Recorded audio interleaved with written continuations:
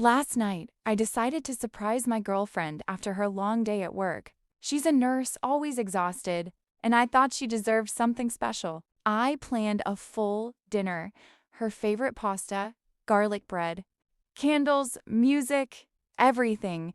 I cleaned the apartment, set the table, dimmed the lights, and even picked a playlist of soft acoustic songs. When she texted that she'd be home in 40 minutes, I started cooking.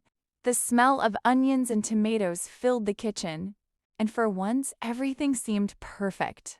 Then I opened the fridge to grab a bottle of wine and realized I didn't have any. She loves having a glass with dinner, so I figured I'd just run to the corner store quickly.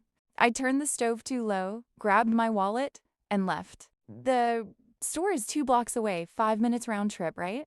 Of course, the line was long. By the time I paid, maybe 10 minutes had passed. I sprinted home, clutching the wine like it was treasure. But when I reached the door, I smelled smoke. My heart dropped.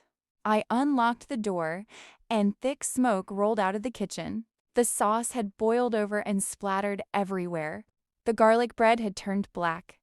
The candles had melted into puddles, and the smoke alarm was screaming. I panicked, waving a towel around and coughing, trying to get it under control before my girlfriend arrived. I was mid-chaos, barefoot, sweating, tomato sauce on my shirt when the front door opened. She was early. She froze at the doorway, staring at the mess.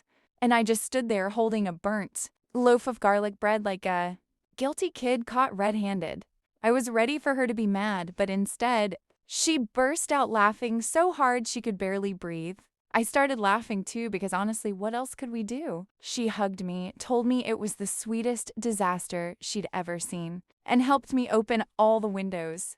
We threw away the burnt food, ordered pizza, and sat on the floor eating straight from the box with wine in plastic cups. The night didn't go how I planned, but it ended up better. She kept teasing me, calling me Chef Smoke Alarm, and now every time I try to cook, she double-checks the stove before letting me near it.